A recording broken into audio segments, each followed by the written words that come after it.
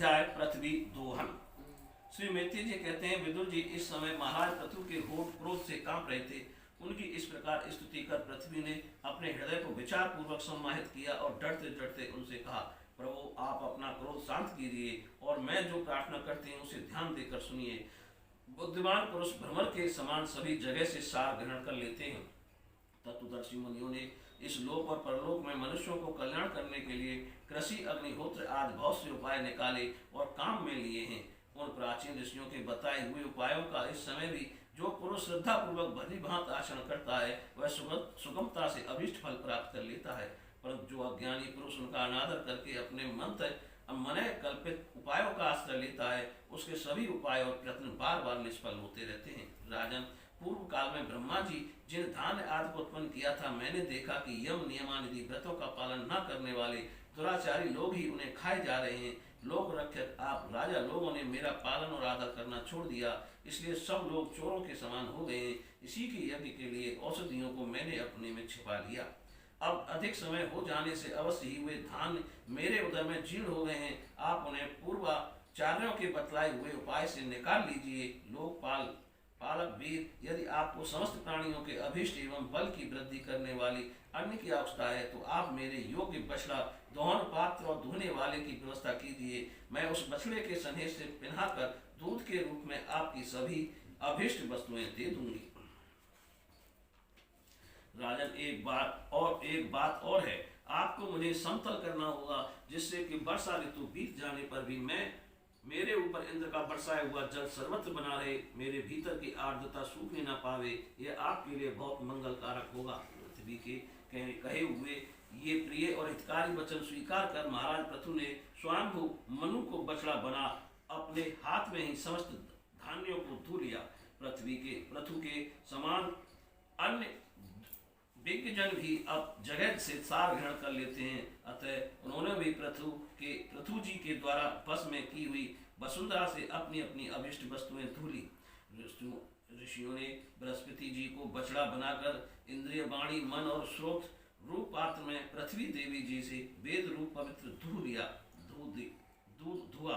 देवताओं ने इंद्र को बछड़े के रूप में कल्पना कर सुवर्णमय पात्र में अमृत, वीर, मनोबल और इंद्रिय बल और शारीरिक बल रूप दूध धुआ। दैत्य और दानवों ने असुर श्रेष्ठ प्रहलाद जी को वस्त्र बनाकर लोहे के पात्र में मदरा और आसवताड़ी आदि रूप दूध धुआ। गंधर्व और अप्सराओं ने विश्वावसु को बछड़ा बनाकर कमल रूप पात्र में संगीत, माधुर और सौंदर्य रूप दूध धुआ।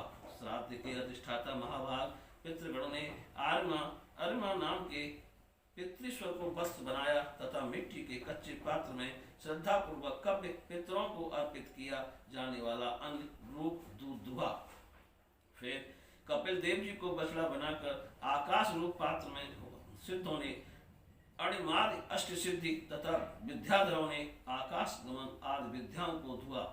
किमु पुरुषादि अन्य महावीयों मैं दानव को बछड़ा बनाया तथा अंतर्धान होना, विचित्र रूप धारण कर लेना आदि संकल्पमयी माया को दुग्ध रूप से धुआ। इसी प्रकार यक्ष, राक्षस तथा भूत पिशाच आदि मांसाहारियों ने भूतनाथ रुद्र को बछड़ा बनाकर कपाल रूप पात्र में रुद्रासव रूप दूध धुआ।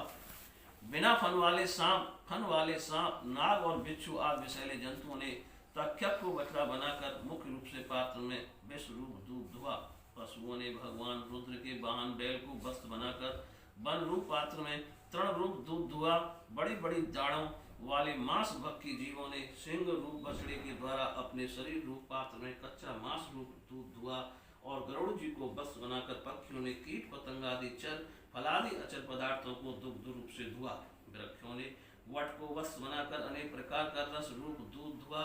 और पर्वतों ने हिमालय रूप बछड़े के द्वारा अपने शिखर रूप पात्रों में अनेक प्रकार की धातुओं को धुआ। पृथ्वी तो सभी अभिष्ट वस्तुओं को देने वाली है और इस समय वह पृथु जी के अधीन थी, अतः उसने सभी ने अपनी अपनी जाति के मुखिया को बछड़ा बनाकर अलग अलग पात्रों में भिन्न भिन्न प्रकार के पदार्थों को दूध के रूप में धो लिया।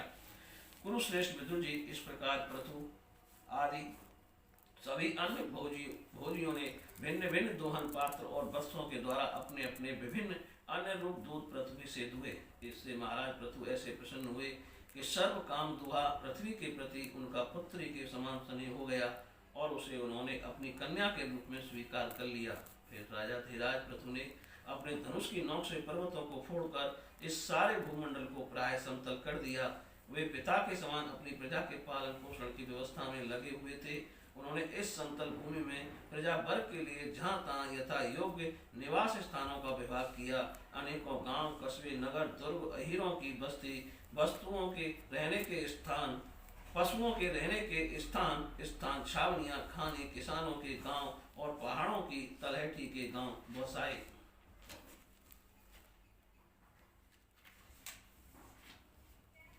महाराज पृथु से पहले इस पृथ्वी तल पर पूर्व ग्रामार्थी का विभाग नहीं था। सब लोग अपने अपने सुविधे के अनुसार वे खटके जहाँ तहाँ बस जाते थे।